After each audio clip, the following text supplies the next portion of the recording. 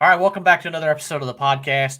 You want to tune in if you own a business, you're an entrepreneur, you're looking at getting into business, or anything that really requires PR, marketing, things like that. You definitely want to tune in and pay attention today. Got a great guest. Before we get him on, let's get going here. Welcome to the Battle Buddy Podcast with Keith McKeever.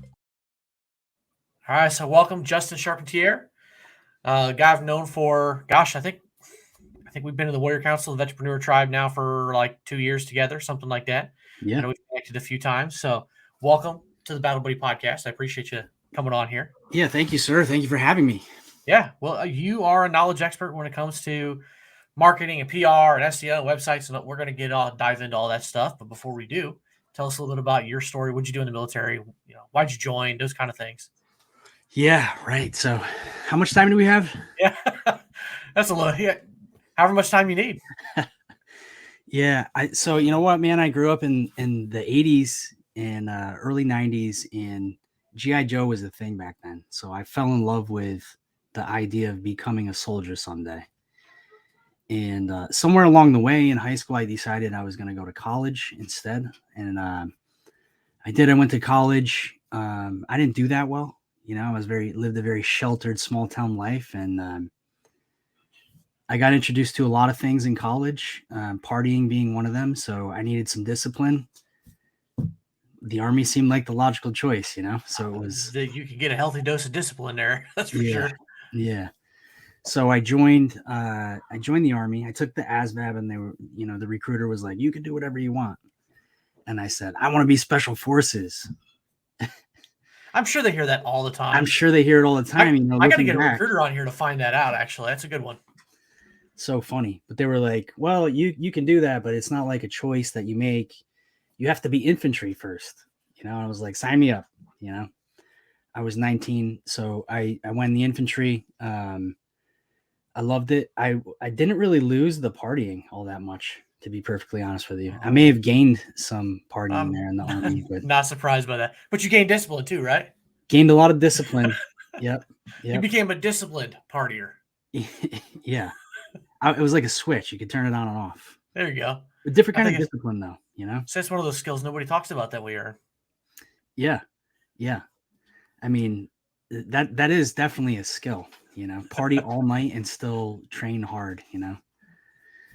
But yeah, and so I signed up on New Year's Eve of 97 going into 98. And then it was like delayed entry, so I shipped out 3 months later. Basic at Fort Benning, and I did some hometown recruiting, and then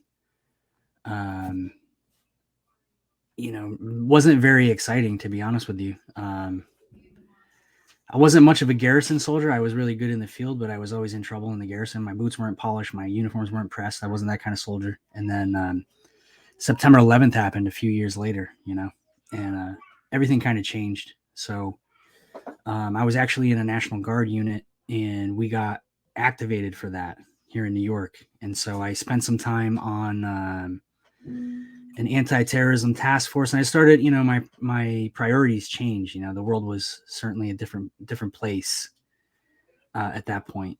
And I was on that task force for a couple of years. We worked in the airports. We worked around City Hall in New York City. I patrolled the Brooklyn Bridge. I worked with FBI. I worked with NYPD. I worked with Port Authority PD. We did some really cool stuff. And then when it came time to get out, I had all this leave time. The rules changed and everything. So I was burning up my leave time, and I got stop lost.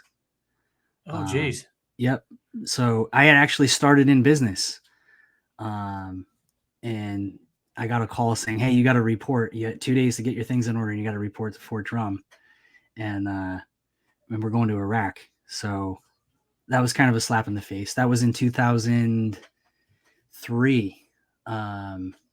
I guess that was like September of 2003. And so I went and did that. We did the train up. We went over. We were there in 2004. Coincidentally, I landed back in the United States on New Year's Eve, 04 going into 05. And then I was released from my stop loss May 16th of 2005. So That's my Wow. military career, man. Wow. Well, I just gotta ask, going back to working on the bridge with the FBI and other government agencies, because you got the military in there, you got the civilian agencies. Was it as big of a cluster, as I would expect, or was it actually organized? No, it was very organized, man. It was Okay. very organized. Initially it probably was a little bit of a cluster, but it was very organized. It was shift work. I mean, a lot of what we did was really just like being a visible presence, you know. That makes sense. Yeah. Yeah. Yeah, Especially, given the time. When you said that, I was like, oh man, I know how the military is, right? If you put a bunch of troops on that bridge, you know, the bridge is going to fall down for some reason. And nobody's going to know who did it. They're going to be pointing fingers each direction, but you think of government agencies, they run a little smoother. And I'm like, him cooperating back then, in the chaos of everything. Like, I don't know. My mind works in weird ways like that. yeah, Where I'm yeah. I'm like, oh, I wonder if that was smooth or not. So, There was a lot of emergency management systems that came out of that whole thing because it was overall, excuse my language, but it was a shit show overall, you know. yeah. And I later worked for New York State in the law enforcement capacity, and that was just as bad. I mean, nobody wants to share information. You know, everybody wants to be the one who does the thing that gets the glory. You Yeah. know, Puff out that their kind of chest, stuff. get the medals and all the awards. And absolutely. Yeah, That's unfortunate reality sometimes. So yeah, you said you got your start in business, right at that stop loss time. yeah, What yeah. what Back what what'd you in do? What prompted that, and what'd you start in? so my best friend from childhood and his mom had a business. They were in New York City. I happened to be there, right, doing this stuff. So I actually started moonlighting. On my downtime, I would go and just jump into doing various things. Like the first thing that I did with them was a sales tax audit. So we represented a hotel.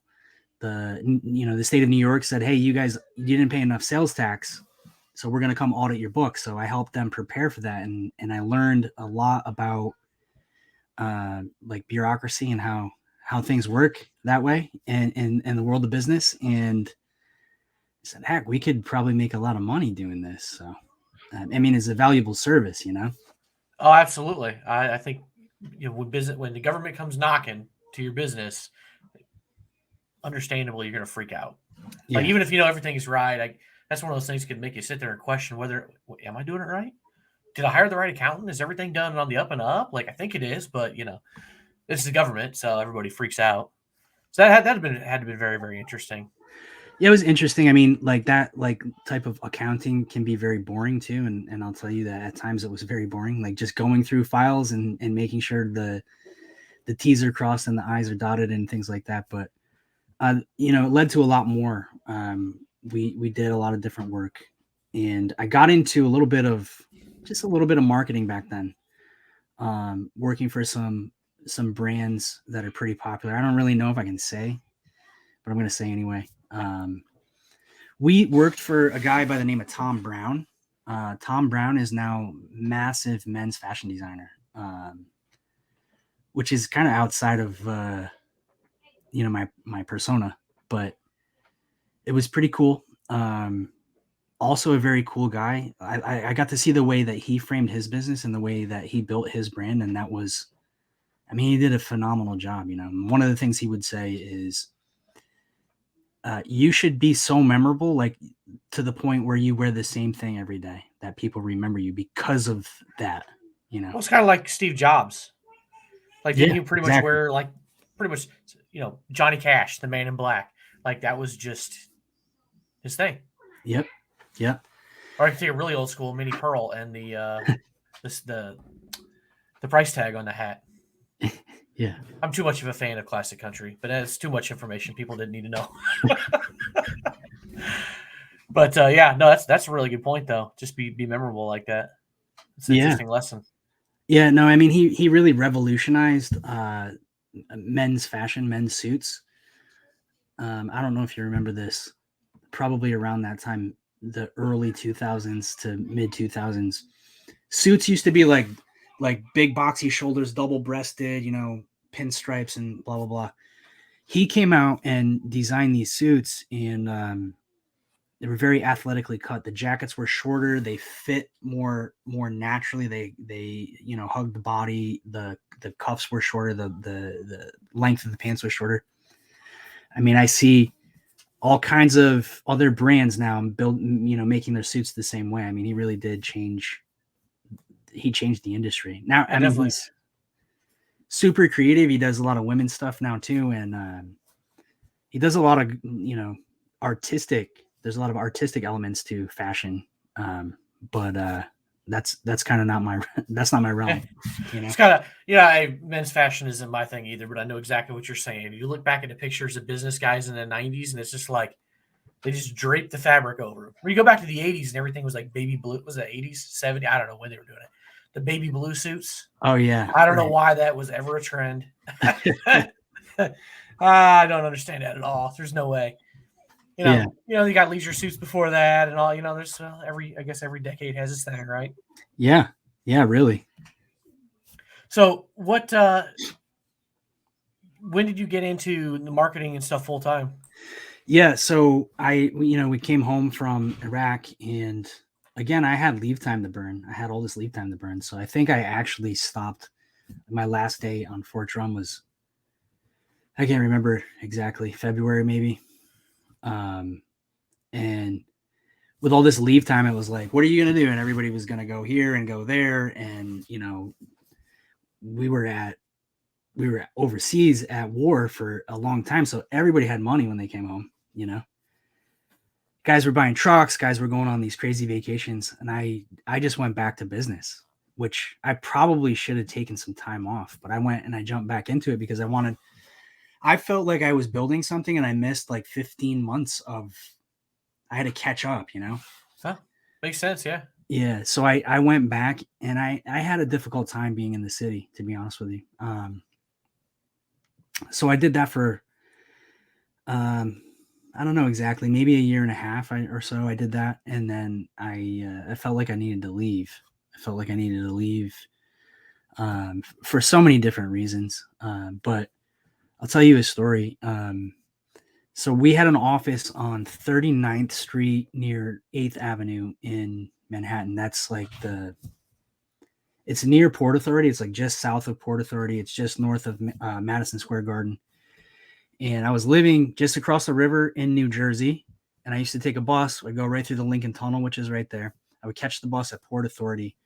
There was a gym on like 40th Street or 41st Street, a block or two away. I would go to the gym, and I had a Molly pack, like my old rucksack, and I would just throw my suit in there, and I would be trucking with my gym clothes, and I'd go to the bus. And one day I was coming around the corner onto 42nd Street, right by the Port Authority bus terminal. My little bus is there, and I'm walking along, and I see this guy like arguing with his girlfriend.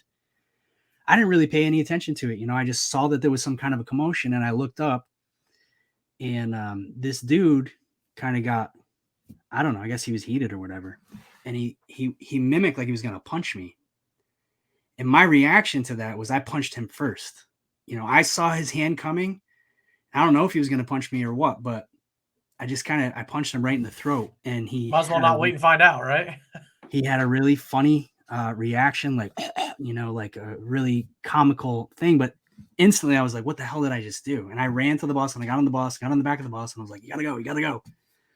I didn't know if the cops were going to come. I didn't know what. I just started, So that moment right there, I was, that was a really big introspection. That was a really big point where I said, maybe the city's not for me right now. Maybe these crowds aren't where I should be. And so I'm originally from upstate New York. So I headed back home, and I wound up getting a job with a local publisher up there. We had 5 newspapers and a magazine, and that's when I started in advertising. So that was 2006. That was 2006, I guess. Well, print advertising, it's seen some changes since then. Oh yeah, I mean it's totally different, But the thing I love about that is I was on the sales side, and then I got into copywriting. And I wound up being the manager of the magazine. The manager before me, she stepped down, and I was just there really. So I got some really great experience with writing a different type or producing a different type of ads. It's completely different than what we see now. Yeah, you kind of got to make it. Well, I mean, your audience is different. Just depends on what magazine and newspaper, and you can get so targeted with things with social media now. Yeah, that's it. I mean, social media, when Facebook came along, I didn't really get into AdWords until after I got into Facebook, but the targeting tools with social media and with the internet and with this technology in general are ridiculous, right? So, but with a newspaper, and probably every demographic in every little small town that receives that newspaper is reading a piece of it. So how do you target your demographic, and how do you track that? And it's really, really crazy. But I learned a lot. I learned a lot about speaking to your audience, because that's really the way to do it, And so that was really cool. At the same time, I wound up buying a bar. I didn't expect that. Yeah, just what an infantry guy needs is a bar. But Yeah, exactly. yeah, so that was in 06 also, 06, 07, 08. We had it for 2 years. In 2008, the market crapped out, and we didn't do as well as we thought we were going to do with this thing. My first son was born. It's like chaos, that whole time coming back from Iraq and like trying to really make my mark in business in Manhattan, and just that was so chaotic. And it's really reflective of what was going on in my head. There was a lot of chaos going on there. So Yeah, I'm sure a lot of people at that time. I mean, I was in the military at that time, but so I always felt like sheltered, from the crash and everything. But I mean, a lot of people lost a lot of things, in the crash. And I think when people fall on hard times, that's one of the first things to go. They might be drinking more, but they're probably drinking at home. that's right, man. The cost of going out for restaurants and entertainment and things like that, it's got to stop. It's just got to stop. I mean, same thing happened during COVID when people weren't working and things. It's people fell on hard times, and that's the first thing that's got to go. Yeah. You can. It's kind of sad to go to some places now. I'm in the Midwest, so it's not that bad. I have been places like Miami where you can get a $50 margarita. I can buy a lot of margarita material, stuff here at my local liquor store for $50. There's no doubt about it. Yeah. So yeah, we were a dive bar too. I mean, I never raised prices. That probably didn't help, but I did notice that people were coming to the bar already primed up. So like people would still come out, but they weren't spending as much money, and understandably, you got a pregame. I mean, I was pretty good at pre-gaming when I was in the military. Got to drink in your dorm. Well, of course, that don't hate me for the Air Force thing. Got to drink in your dorm room before you or go to the day room and sit in front of the TV and drink for a couple of hours with everybody and shoot some pool. We had the good life, but yeah, you got to do what you got to do. So now it's been all these years you've been in marketing and stuff. So just dive right into it. As we look into going into 2023, there's a lot of trends and a lot of crazy stuff in marketing. Things have changed so much over the last couple of years, especially with COVID and digital stuff and things that Google's doing. But what kind of strategies do you see that is hot right now? And is there anything like on the horizon that people should be aware of that's coming down, whether it's Google or social or anything like that? Yeah. There's a bunch of answers here. Like everything that we did 2 years ago still works. It's just we've been exposed to so much. We probably don't think that it works, but it does. Whatever you do, if you focus on it and you do it well, it works. Facebook ads work. Webinars still work, believe it or not. I mean, there's things that are replacing webinars. The iOS updates, they were crazy. So the tracking that we just talked about, while it's still very sophisticated compared to print in the early 2000s, retargeting is a little more challenging, but there's a lot of tools out there now available to help people retarget. And Google is a really great place to be, search ads, but Google has a product now called Performance Max, and the Google algorithm is incredibly powerful. So I don't really know where I'm going to go with this. I'm just going to let this come out of my mouth. Oh yeah, just let it go. There, you would hear that people need to be touched 5 to 7 times, maybe 7 to 9 times in order for them to be a lead. That thing that's been kicking around for years, that's a study that the Harvard Business Review did in the 50s. So with all the distractions and all the events that are happening right in the palm of your hand nowadays, we need way more than 5 to 7 touches. I mean, sometimes you don't. Yeah, sometimes it's Especially just hitting the right person at the right time when they're ready to act. Right product, right service, right time. Yep. But yeah, I totally agree. I mean, sometimes it's the compound effect of constantly being in front of somebody's eyes. Yeah, completely. Well, the Google Performance Max algorithm is built on 500 touch points. So basically, you put in your assets, the headlines, the copy that you want, the pictures. This thing will actually even make a video for you if you want, but the videos don't perform all that well. The videos that Google makes, or that this Performance Max algorithm makes. But the idea here is it's like very smart. It's AI based, and Google has so much information about each one of us that the algorithm analyzes your behavior, and it produces things that based on that behavior, you will be most likely to interact with. So it takes all those assets, you give it a pool of assets, and it creates something unique for each person that is showing an ad to. And it's all across every Google property. So Gmail, YouTube, search, display being banner ads on partner websites. I mean, just everything that Google has, shopping, literally every property, that's where it works. And super powerful, especially for e-commerce brands, people that are selling things online, super powerful. Bringing people into your funnel. Retargeting is still an issue there. Retargeting, it requires people to get a little bit more creative. But the Performance Max is a big thing. And then TikTok is crazy. TikTok organic is extremely powerful. TikTok advertising is becoming extremely powerful. I've been hearing the same things. Some of the things I've been watching. It's I think that's difficult for some people though.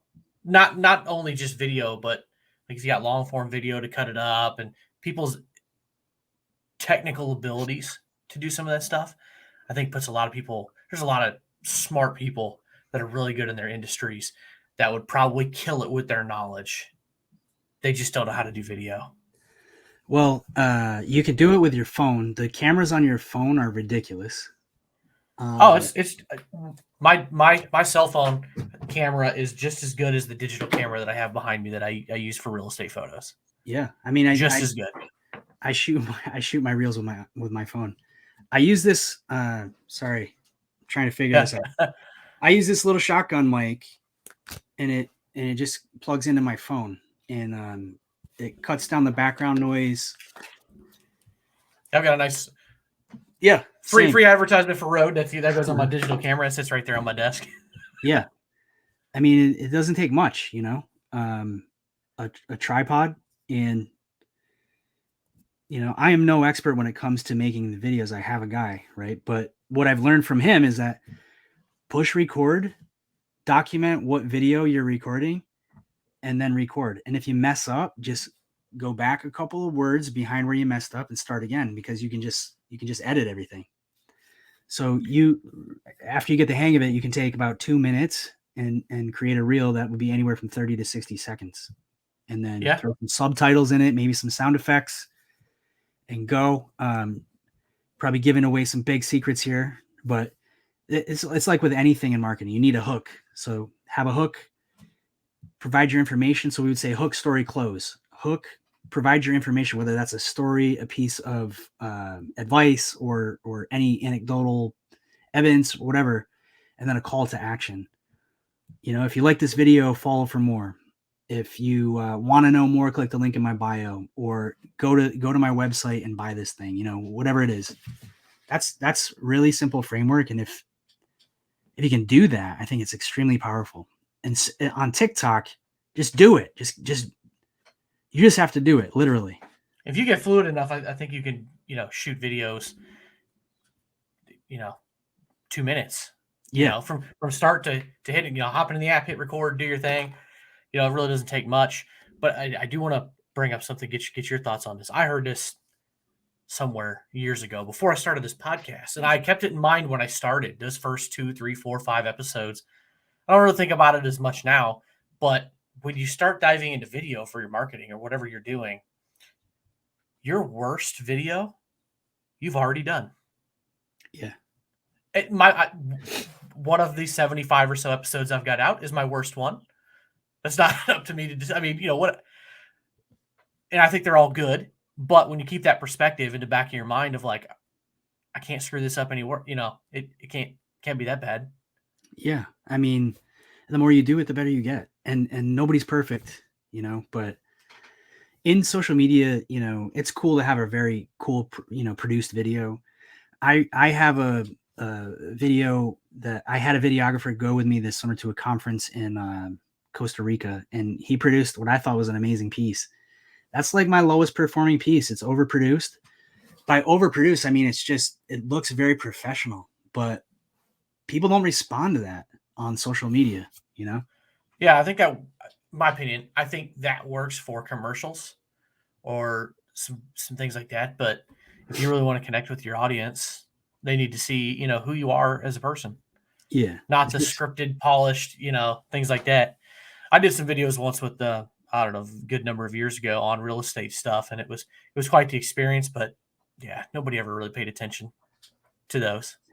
It's funny. It's funny that happens. I mean, I love it. I love the video because it looks so cool. But and I see the video and I remember those experiences. But in terms of value for the audience or anybody that's watching it, the people are just not watching it. So yeah, well, it's got to have value, and somebody's got to listen to it and be like, hey, I can get something from this. If not, yeah, they're not going to watch it. Yeah. So then, yeah, that TikTok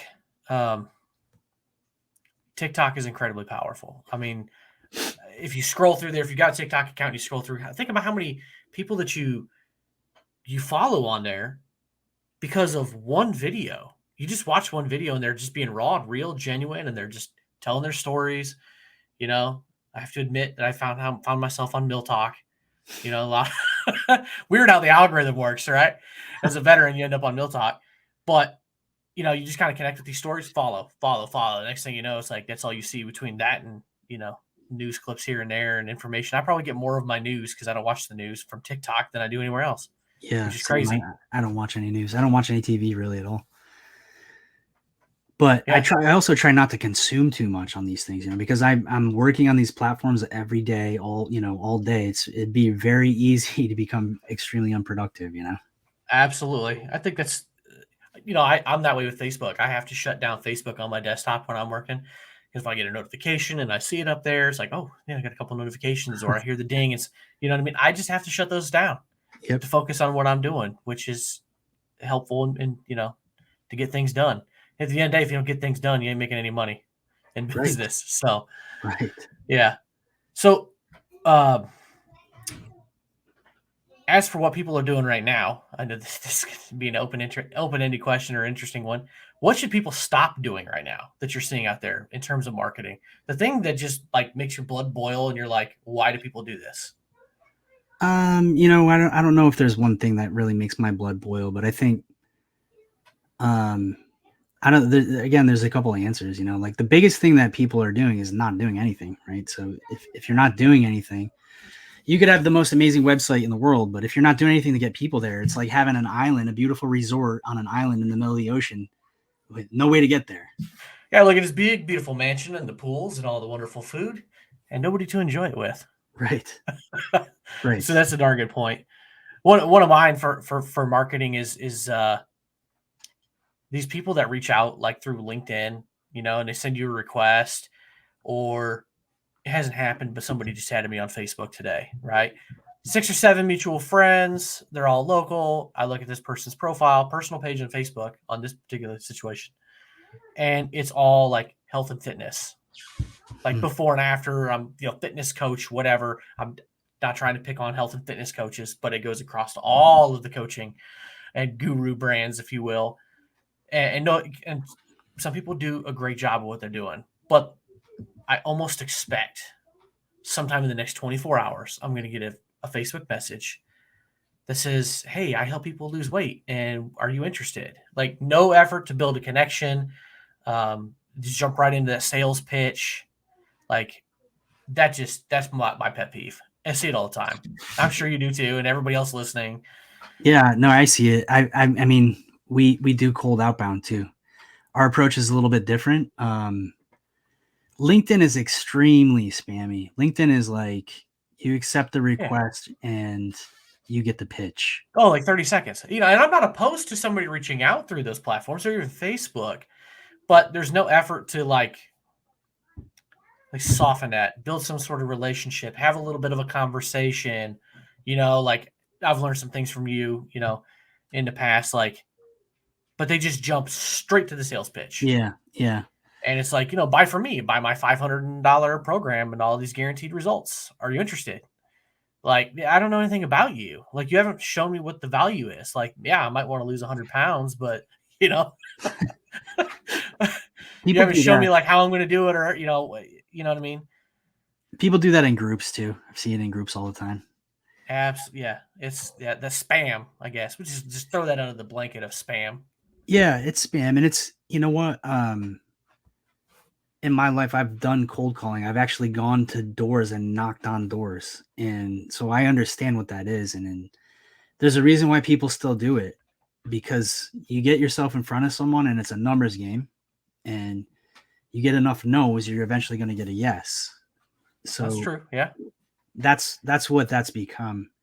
But I think that because I'm a marketer, because I come from a marketing background, we do things as a test. We do everything as a test. So I'll start off with a message that I think is going to work as a baseline. And then we get certain numbers from it. And we look at positive responses and negative responses, and we analyze it and we say, all right, this message is garbage. People are not connecting to this. Let's try this a little bit differently. The canned spam message that reads the same way that all those people use, instead of showing some of your personality, making a little bit of a connection, or just jumping right into it and be like, hey, do you know anybody, try the referral route. Like, hey, I'm not trying to sell you. Do you know anybody who might be interested? Like, going those kind of routes, like it softens that blow and opens more opportunities, and use it as number game. And the more opportunities you have, the better your odds. Yeah. And if you expand your network, it's bound to be useful in one way or another, Absolutely. And then of course, if you can be yourself, then you're going to attract the right people and repel the wrong people. Like some people hate mustaches, I don't know how they could hate that. I mean, I'm kind of jealous because I just can't grow mine like that. I could try forever. I don't think I could pull that off. It's just not going to happen. Just like I can't grow hair. I always wear the hat. I don't wear the hat because I'm bald. I think most of my viewers probably know that.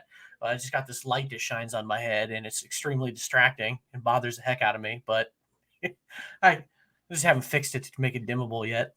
But, it's anyway. So, speaking of like that spam, and some people just kind of want that winning recipe.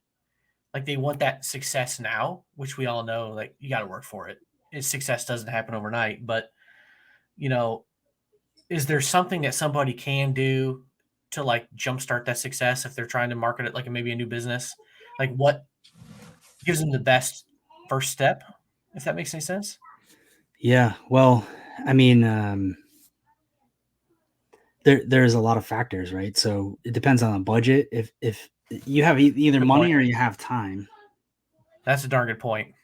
So if you don't have a lot of money, then you have to spend your time doing things like this. You have to reach out to the people you already know and ask that question. Hey, I don't know if you know this about me, but I started this business and I help people do this. Do you know anybody that might benefit from this? Yes or no, right? They say yes or no, or they don't answer. That's a really great way to be in the DMs. And then from there, it's expanding the network, and it's finding the people that you think you can serve, and then delivering content to them that is valuable with no expectation. And then eventually you get them into a conversation where you make an ask, whether that's an ask for a referral or an ask for business. But you have to ask, you have to have that thing. I guess probably getting started in business, you have to learn how to be uncomfortable. I really think that is probably one of the most valuable tools that you have. That's a good one. I like where you went with that, because it's true. I mean, you have to be uncomfortable. Like, you're either going to put yourself out there in front of people, or like you said, you got, pay for ads and, go that kind of route. Then you're going to get uncomfortable financially starting off a business. Right. So like one way or another, there's no easy answer, middle of the road. Yeah. You can, right. I mean, but, and the thing is too, like, everything is really a test. That you have to approach it that way. You have to track what you're doing so that you can manage it, so you can analyze it and change, to improve. We all have a notion, and probably some of us got, we're in the direction of a business because we at some point had the problem that we're solving. And so we're really selling to a former version of ourselves, but that's not always the case. And that former version of yourself manifested, coming through somebody else, they may have different tastes. We don't know. So one thing that I see, this is kind of going back to your last question, but one thing that I see that people do is they make their decisions based on emotion, right? They see this piece that maybe isn't performing well. They think it's not performing well, or it makes them feel uncomfortable. And so they think everybody else is going to make them feel uncomfortable. And so they change it without analyzing the data, without seeing that. You don't know what you're doing. And then, so if you do get results, or if your results get worse, you don't really know. You have no direction to get there or to get back, So yeah, that is a good one. Yeah, I think data's like, not enough people look at data or track the data. And another thing I see, and I feel like I can see it pretty clearly, it's usually pretty obvious, but people who don't treat their business like a business. Like it's a hobby, it's whatever, just going through the motions, whatever. I'll give you a perfect example in my industry, in real estate. When I meet somebody new into business and you find out why they got into business, and it's because, I like watching the TV shows about houses. I love houses. Okay, boy, do you have a wake-up call coming. Reality is about to slap you right across the face really quick, because that's fine to like houses, but you have to build a business. You got to build your website, manage your social, manage your transactions, do all your paperwork, go out and meet new people, network. Like you have to do all that stuff. Your financials, your business planning, like, the going out and looking at houses is like 5%, 10% of your job. Yeah. Maybe, depending on how active you are. Like, so like that's your reason to get into the business, but that's 10% of your business, like what you do. So, that's one thing I see. I see that all the time. Yeah. Yeah. I think that might be a defense mechanism too, though, like going back to the comfort zone. If you don't take it serious, if you don't put yourself 100% into it, then there's always an excuse. There's always a reason that you can fall back on why it didn't work.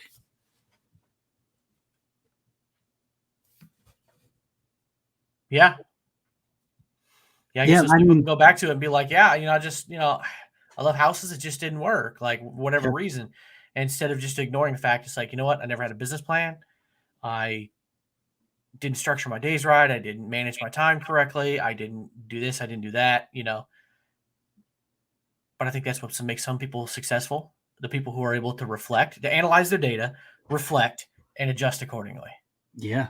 Yeah. I mean, I should be doing it in every aspect of my life. And I try to do it a lot, but there's still, even as somebody who's dealing with data and with numbers every day, I don't do as much as I should, and we all need to improve on that, honestly.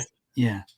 If you're reflecting appropriately and you're honest with yourself, then I think everybody would say, well, I'm not doing enough. Like I could clean this up or clean that up, or like I need to review this more often, or I can do better. Yeah. Keep raising that bar. You just said I'm not doing enough, and it reminds me. I just read Ed Milet's book, The Power of One More. Ooh, I have not read that yet, but That's I a hear it's great really good. it's a great book, and it's really that mentality right there is that you have to give more. If you want to improve, you have to give more. I mean, how many times when you're in the military do you hear like, like our unit or whatever, you have to set the bar higher. Yep. You got to compete against the next unit. I was Air Force Security Forces. We felt like as law enforcement and security for the base, we were held to a higher standard than what the rest of the Air Force standard was. You can't enforce the laws if you're not holding yourself to a higher standard. It was just kind of just Right. unspoken, well, semi unspoken. Sometimes it was spoken out loud, but that was just the culture. You know what I mean? You set that culture of this is what we're going to do. Right. Yeah. Wow. There's a lot of takeaways on that one for people. Yeah. we I just mean, had some good ones there. no, I think if you're in business and you're serious about it, if you're an entrepreneur, the thing that I love about entrepreneurship is all the growth that comes with it. Like I love making money, I love putting food on the table, I love my family to have great things. But the intrinsic reward is my personal growth and then the growth of the people that I'm working with and the growth of the people that I'm helping. And I think mindset is a massive piece of that. So mindset is like one of those words nowadays where, all right, what's he selling? But That goes back to the coaching. No, once yeah, again, no offense to that, but you have a very good point. yeah. I mean, I think mindset. Well, we could talk for hours about this, but I think mindset is what's actually responsible for the other success, whether that's in a job, in a career, in the military, in athletics, or in business. It's your mindset. Yeah. Are you focused on the right things? Are you focused on growth? Are you focused in the right direction?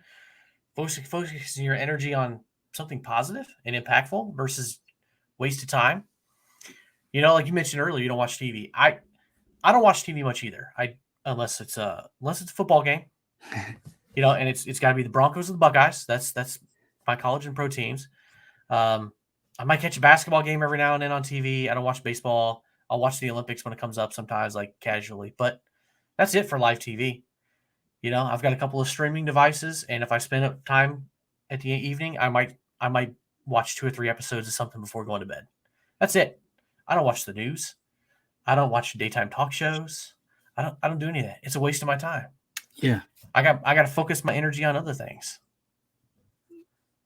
So it's just not focusing on that negative because we all know that, not to go down that rabbit hole, but the news is not a positive thing to be focusing your attention on. Yeah, that was It's important. It's important to know what's going on in the world, but don't consume yourself. I don't know if the news with that. tells us what's actually going on in the world. Yeah, there's some truth in there somewhere. Somewhere. Yeah. No, I haven't watched the You just news. got to figure out what percentage of it's truth, right? Yeah. I mean, that's my thoughts. Like, there's some truth in there. But, another thing I've heard over the years, right? There's 2 sides to every story, and then the truth is in the middle. And when you're listening to the news, you're getting one side of the story. Right. So, you're not getting the full truth. So, yeah, that's my 2 cents. Yeah. No, I mean, I've seen things firsthand how they come out, and I was in Iraq during like Abu Ghraib, all that stuff. And while I wasn't there and I didn't take part in any of that, there were other events that were taking place, and the news that was being reported was way off. And I thought that was funny. When I came home, I didn't watch news for a long time, and then eventually I started watching news again. But I would say I gave news up officially when this whole pandemic started. That was probably a good time. Yeah. Yeah. There was a lot of stuff on the news at that point. Yeah. It was like totally divisive. It was like Yeah. pitting people against each other, and it's mostly hearsay, I think. But I mean, I don't want to get into that, but yeah. There's a lot to that, but we'll bring this back on the topic here. Back to marketing. Want to kind of switch to branding a little bit. Yeah. So, every business should have a logo. They should have a brand, some sort of brand identity. Any tips for people who are looking to, to establish that, like do's and don'ts for brands? Well, I mean, I feel a certain way about this. Like marketing is important. Marketing is giving your business the opportunity to make the sale. And I think branding and PR kind of go hand in hand. And that is, showing the identity of your brand, the personality of your brand. So Yeah, when, when and you, culture, like the culture of the company, what you stand for. Yeah, yeah, when you, the public image, right? So yeah, when you first start out, I don't think branding is as important. And I'm speaking very generally. In some industries, in some niches, in some sizes of businesses, it's very important. But for the average Joe, we'll say, your personality of yourself coming through your brand, I think that is enough. You need to focus on getting your business in front of the right people and making those conversions that way. As that starts to happen, your brand develops, and that's when you can really lean into branding. Um, it's my 2 cents. Some yeah. people will say the opposite. You need a brand before anything, but I think if you You focus don't too know who much you on the are brand, if you haven't started. yeah, exactly. And I think it's kind of an excuse to not get started. You know, you got a Plenty of website, excuses out you there. got business cards, and you got yard signs, and you got all this stuff. Do you have customers? Because until you have a customer, you're not a business.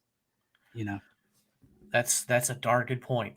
My kids have talked about wanting to be business guys, right? And they had ideas, and they're like, I'm going to have a business. I'm like, you don't even have a product or service yet, and until you get a product or service, you're not fixing a problem. And if you're not fixing a problem, you don't have anything. And we're just like, oh, I guess I got to think about that. Yeah, they're kids, so they never thought more about it. But I would imagine, going back to what you're saying, depends on if you're a product business or a service yeah, based. yeah, absolutely. If you're a product, you might need you have to sell the product. It could be important, but if you're a service, depending on what service you're providing, I guess you might need more of a brand, Yeah, or I think in both reputation. cases, eventually you need a brand, right? Like at some Eventually, yeah, point you're gonna hit your limit, your wall, where your marketing works, but it doesn't go beyond what's working, right? So that's when the brand voice comes out. And I would point to brands like Nike or Apple, or big brands like that.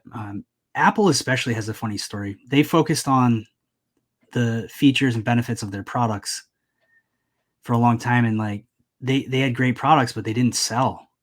That's when Jobs got bounced. He got kicked out of his own company, and then because of the whole operating system that he built, when he got brought back, his approach was then to focus on how it changes the user's life. When they started focusing on that, that's when the Apple brand really was built and became big. So I think that just shows our age right there. If yeah, there's any young listeners, they're like, "What are you talking about? I've had iPhones my whole life." yeah, exactly. Yeah, but Um, I remember the day back in the days of Macintosh computers, or remember the ones that were like all in one and they had the colorful shells. Yeah. Anyway, I I have just one here. I have one of those you in my house still. really, Yep, I'll it's in be the darned. closet. I feel like it's worth something, so Yeah, I'm you not got gonna like get an rid of it. antique now. I think anything over 25 years old is an antique, and it's got to be getting close to that. Yeah, I mean, we're Pretty close. 22 here. Holy cow. Yeah, yeah, exactly. So yeah, I think there's a lot to that. Um, I wanted to ask that question because I see a lot of people just like, oh, I'm starting a business. Like I have to get the brand right. I have to get the logo right. And it's like, do you really need it? Like right off the bat? Yeah, I Like mean, you could find that it's gonna help you early. I'm not saying delay it for could, a long yeah. time. What comes with the brand is trust. So, that's why I say if you put yourself out there and you're a trustworthy person, which I like to give everybody the benefit of the doubt. If you're in business and you have good intentions, that's going to come out. And if that comes out, that's the trust that you establish. Then you can build the brand, the voice, the persona, if you will. But branding and PR are very important to build that high level of trust and social proof. And it's kind of funny because um, if you see somebody that's been featured, say in Forbes or Entrepreneur, just the fact that they've been featured gives them like I don't know, it's just the psychological credibility that someone has because of that, whether you actually know them or not. It's an interesting thing. So that, you know, when branding does come into play, that is huge. Yeah, I mean, you know, if you're a public speaker, like it's gonna be huge if you have those kind of things on your resume. Like I've been featured on this news station and that news station and this Yeah. podcast, that podcast, you know, blah blah blah, whatever down the list. But Check out my third TED Talk. You yeah, know? exactly, right? Like I don't even know how you get into a TED Talk in the first place. I don't know much about it, but I know several people that have spoken, and it's got a lot of value for them. You know. No, that absolutely. I mean, it's a hugely recognized brand. Hell, I watch TED Talks on YouTube all the time. Like there's so much great content out there. So like it gives that credibility that your brand needs. Then you got to have everything else that falls in line, you know. I So think maybe we assume that those brands have a powerful vetting process, you know, which they do. But I mean, unless you've been through that vetting process, I don't think you really know what it is. right, it might actually be way easier than you think. But you Right. think about this big brand, it's established, everybody knows who it is, so it must be difficult to get yourself into that. Actually, a couple years ago when I was in college, University of Illinois Springfield, um, they had a TED Talk come in, and they were asking for speakers. And from my perspective, it was just like an app. You just apply, you know, fill out like what do you want to talk about, how long is it, what's your slides, what do you need, and then somebody in some dark room puts them all out in front of them and picks. We're gonna pick these 10 or whatever. You know, I don't know how they do it, but it looked like it was actually fairly easy. Just depends if they're, you know, independently operated or whatever. But yeah, there's a lot to that. Yeah. Yeah. And if you ask the right people, getting on the news isn't all that difficult either. If you ask, you know, Rob Garcia, you know, you can make the right pitch the right way, and you can get yourself on there. Yeah, he's gotten quite a few people on local news. Um, yeah, I mean, Rob's a smart guy too with all that visibility stuff, and Rob is the kind of person that's perfect for someone transitioning from that point where their brand could use that voice, right? Absolutely. Yeah. Yeah, they're not big enough to like bring their own person in to the organization, but they need somebody who knows this, you know, walk me through the steps, like guide me through, you know, for consultation fee, obviously, but you know, write this Yeah. for me, walk me through this. Let's do this because the company's not big enough to bring that, you know, that one person in permanently in the company. So yeah, that's a great one. That's a guy I got to get on the podcast one of these days. I've been working on him, but we just Yeah. got to nail down the date. Absolutely. So another thing, kind of working on the branding and the PR stuff, websites. I have two thoughts on websites where I see people screw up all the time. Designs that look like or probably were built in the 1990s, or people who run a business and seem to think that their Facebook is their website. Oh yeah. Well, Yeah. hey, in the absence of a website, Facebook can work. Oh, That should not absolutely. be Yes. the permanent replacement for your website, you know. But I agree it's 100%. all about, to steal a word from Rob, it's about the visibility. So you need a place for people to see you and to learn about you, whatever that is. It could be the one-page website with that people call a funnel. It could be a traditional website, but like, you know, this kind of goes back a little bit to the conversation, to the point in the conversation where I was talking about touch points. There are a ton of distractions in the palm of your hand. So if you don't want your website to be so cluttered and unusable that people don't invest 10 seconds, you know. So Donald Miller and StoryBrand is huge. I think what he does and the advice that he gives and the way it's laid out, a StoryBrand website or a story branded wire-framed website, that StoryBrand is very powerful, and it's to keep it really simple. Left to right across the top should be your logo, what you do, and a call to action. And then people will scan from right back to the bottom of the screen to the left diagonally. So your piece, whether that's a video or a picture, your image there with a little bit more information, very clearly telling people what you do, who you serve, and what you do, the problem you solve. And then again, across the bottom, they go left to right. That's how someone scans a website. Left to right across the top, diagonal back to the bottom, left to right across the bottom.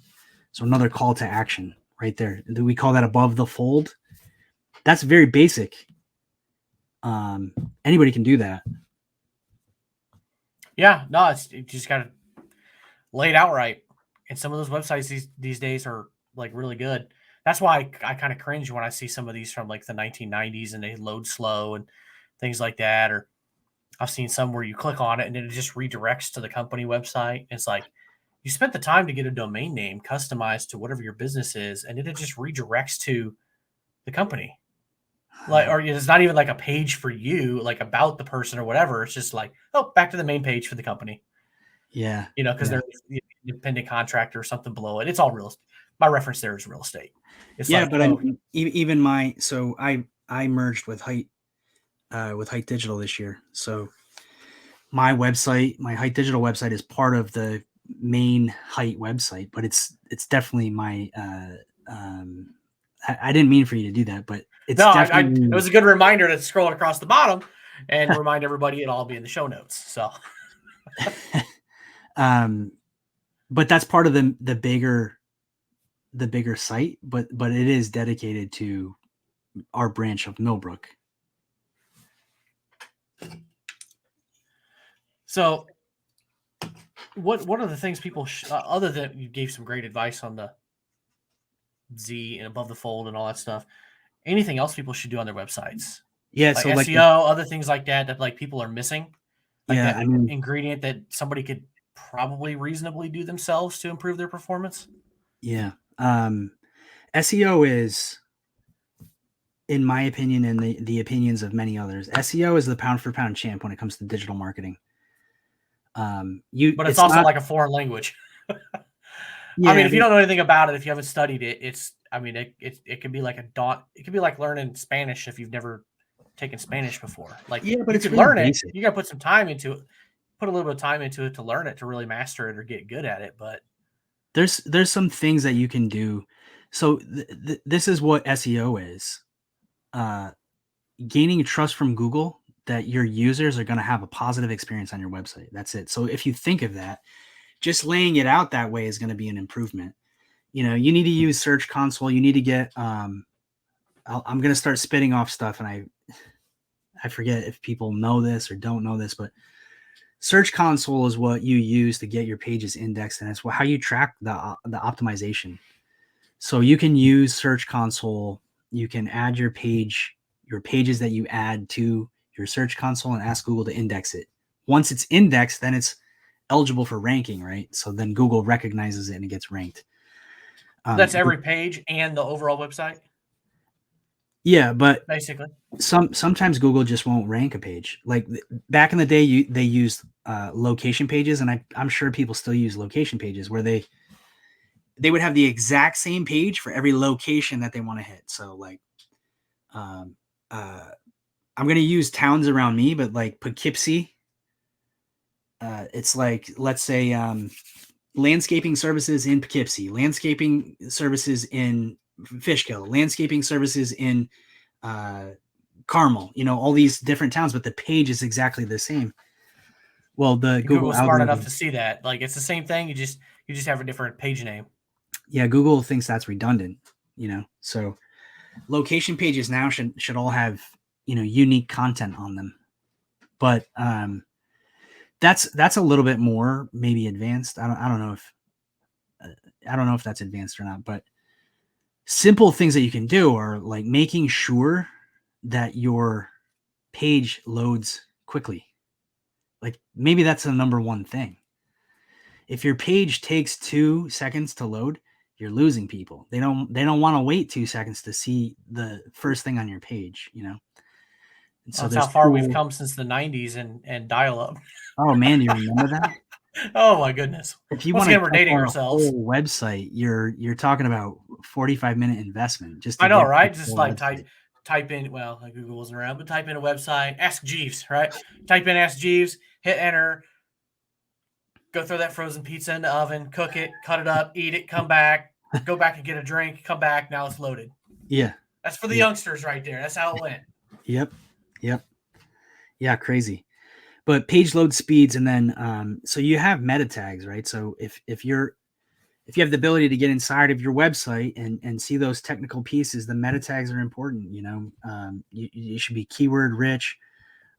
You should be, the title tag should really be what you do, the name of your business, what you do, and the locations that you serve. And then your H1 is really like the book title of your website. The H1 tag is this is how we organize the website, and this is what Google looks at. So By H1, you mean the homepage? it's called an Or- H1 tag. Like your H1 tags, they're I don't know how to explain this. They're just like the titles, the headings of the Okay. sections of your website. There's H1, H2, H3. You should have one H1, and then everything else should be an H2 or an H3. But it's basically how your site is organized. So it's like this is really dating me, but like the Dewey Decimal System in the old libraries. This is how you're organizing your website, and then Google scans this and says, okay, this is good. This is going to serve these people. We trust this. This is laid out well. This is going to be a good user experience. Let's reward them with some ranking. That's very basic stuff that you can do with just by typing in those spaces. There's plugins, there's all kinds of things that help speed up your page. It's likely to do with the video or the pictures that are on your page and the file size. So those are some quick wins. And then in your tags, if you put the location, that's going to help tremendously. And something I had heard lately, I think I got a note somewhere on my desk. Think about it like going back to grade school. Like you got nouns, verbs, adverbs, and adjectives, right? You need to make sure that, like, if you're a local service, you put in the noun like where that community is, right? And then what you do, how you do it, how it makes people feel, or what the benefit is. Like you have to spell that stuff out in your content and all those things, and that's how things are going to get picked up. Yeah. That's a pretty fair assessment of a general direction. I'm looking. I have all these notes piled up here, but I know I have a recent note from a website that I audited. I'm not going to waste time, but that's one of the first things that we do. We look at a website. We can use some tools to kind of scan the website and see those things and if they're in order or not. And it's always like the value that I give to someone, whether you want to work with me or not. If you want me to audit your website, it takes a little bit of time on my end, but it's really easy for me because we've done it so many times. It's going to help. It's going to help, Well, just knowing where you're good and where you have deficiencies, and where you can focus your attention, that's key. Because there's a lot of stuff to it, and I feel like I got a general idea on the on the websites and stuff. I am by no means an expert, but I learn stuff all the time. Just like I said, like that was eye-opening, writing descriptions and writing things on the page and make sure that you're hitting those different things in there. Well, here's one too that's really simple. Google recommends that you have at least 500 words on your homepage. I've seen so many websites with very little content on their homepage. And if you don't have those 500 words, basically Google's saying people can't get enough information about you for this to be a positive experience. So really 500 to 1,000 words is a really great place to be. And guess what? That gives you an opportunity to add more keywords. We don't just want to write a story made up of keywords, but yeah, you don't want to stuff that full of nonsense and gibberish. Somebody actually reads it and they're like, what the heck are they doing here? Yeah. No, that's a good one. Because I think that's where, a lot of people in business, a lot of veteran entrepreneurs, that's the struggle that everybody has. Is like, how do I get my website to rank higher? How do I stand out above the crowd, stand out of all this noise? We mentioned it, just social media, like our attention's everywhere and it's short. The standard is 2 seconds on a website. 25 years ago, literally, you could literally go like, yeah, non-jokingly, you could go make yourself a peanut butter and jelly sandwich and some chips and pour a soda and come back and the website's still not loaded. Yeah. I don't even know if 2 seconds is a standard. I think it's like 1.45. That doesn't surprise me. You know, but I mean, we want it to load fast. Then you also have, especially mobile and mobile friendly, and you're at the whim of where are you? Do you have 5G? Because 5G is not in my area. I've been in 5G, and boy, there is a speed difference. we don't even have 3G where I live. You're like back in the Stone Age then, geez. Yeah, I have to use a wireless extender here, but I love that about where I live. Well, there's some pros and cons there, right? Yeah, absolutely. Yeah, you get to the 5Gs, you're living in the big city and you're surrounded by all that. Maybe you like it, maybe you don't. It's faster. I wouldn't say it seemed like it was that much faster, but I've noticed a difference. Like I get in pockets of areas where just it goes to 3G versus 4, and there's a noticeable speed difference. Oh yeah, and it's frustrating as we get used to it. So, so the last thing, kind of PR disasters when it comes to marketing. Anything you've seen out there, things that people should just not do. It's just going to lead to a disaster. Things people are doing wrong. Any examples that might enlighten people, make somebody sit up and say, yeah, maybe I'm doing that and maybe I shouldn't. Or maybe I'm thinking about doing it and I shouldn't, Yeah, that's a tough question. I think when it comes to PR nightmares, what I think of is just bad press, but I think these are some things that we can stay away from. We can stay away from politics with our business. We can stay away from, like, I got to be careful how I say this because divisive issues. Yes, but if you want to be, like, you should be polarizing in what you say because that's how you're going to attract the people that want to work with you, right? Or that want your product or service. Right. But I think it has to be done tastefully. I think it has to be done, well, I don't know. I mean, I might say something like, this is why your website sucks. I might say that as a hook at the beginning of a video where someone might say, well, my website doesn't suck, but they want to watch to figure out what the heck I'm saying, right? Yeah. That kind of polarity is good, but, coming out and going XYZ class of person sucks, Oh, yeah, or political party, or I don't like this, I don't like that. Yeah. I think that's a really big one. I see that a lot. I can tell you as a consumer of products and services, like we all are. And that's why I asked the questions about the websites earlier, is because, Facebook could be a website for a little while. It doesn't replace it full time. But if somebody has a long established Facebook page and no website, I may not do business with them. If I go to their personal page and I start looking and they're on one side of the aisle or the other strongly, or I see them getting into arguments on Facebook on political stuff or religious stuff or whatever, it ain't happening. We're not doing business. Yeah, the arguing. Not happening. I don't care what side it's on. I'm not doing business with somebody who's divisive. Yeah. An interesting observation too about somebody that has a presence on social media and no website, or they have a website and they don't invest in a domain, or, they haven't put a lot of effort there. As you wonder, like, what level is this business at? There's a perception there. It might be a great legitimate business. Yeah. I've seen those too. Like, I'm trying to remember the last one I saw. Like, you can get the domain, but like .weebly or .wix, .com or whatever, like whatever it is. Like domain for like $7. Yeah, it's not that bad. $7, maybe 20, 25. Should note to say you probably shouldn't pay a couple $100 for one, unless it's a very popular one that has become available. I paid way too much for my domain. Yeah, I couldn't understand why. I paid like $600 or $700 for my domain. I was in love with my domain because of what it meant to me. That was an emotional purchase, man. They really got me. I was offered for my own personal one, not the BattleBuddyPodcast.net, but Keith McKeever. When I established that, I went keithmckeever.co because .com was unavailable. It was an attorney up in Canada, which sucked.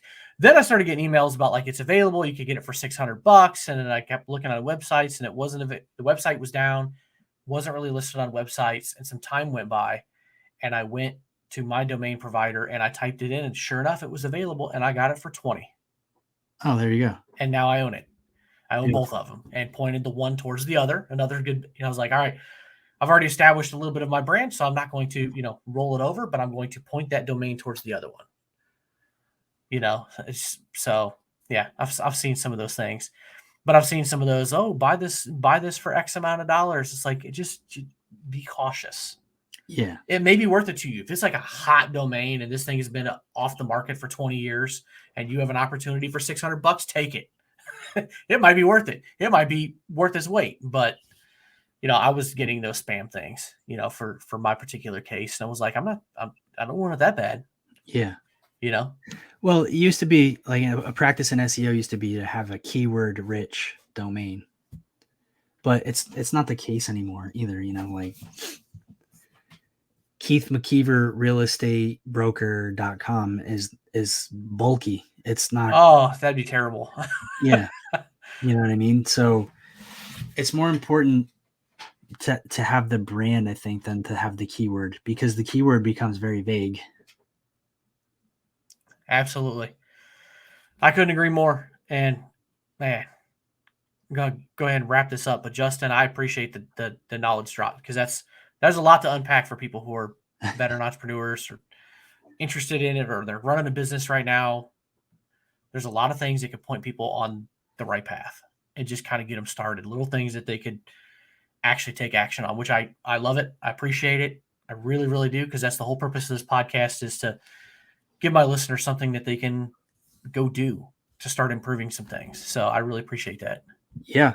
I'm happy to be here, man. I love to talk this. I could talk this forever. I probably talk too much about a lot of things here, but hey, passion shows through, right? Yeah. Yeah. Yep. So once again, everybody, I've got his website scrolling across the bottom, heightdigital.com/Millbrook. It's in the show notes for anybody who wants to listen to it, in case you're not watching it. So go follow. I'm assuming you probably have a few social channels as well. Oh yeah. Good assumption, right? Yeah. So go follow. If you need some services, reach out to Justin. He's easy to get a hold of. So yeah, I would say this too, man. Like anybody that's listening, any of your listeners that want a quick audit on their website with zero expectation, feel free to reach out to me. I'll do probably like a quick video audit, like a 5-minute video audit, just looking at the website, giving pointers and some action items. And like I said, zero expectation. Yeah. It's worth its weight in gold. And then if you need an expert, you know one. So once again, Justin, I appreciate it. Until I see you next time in the Warrior Council or Tribe or wherever we see, you take it easy. Thank you very much, Keith. Yeah. You too.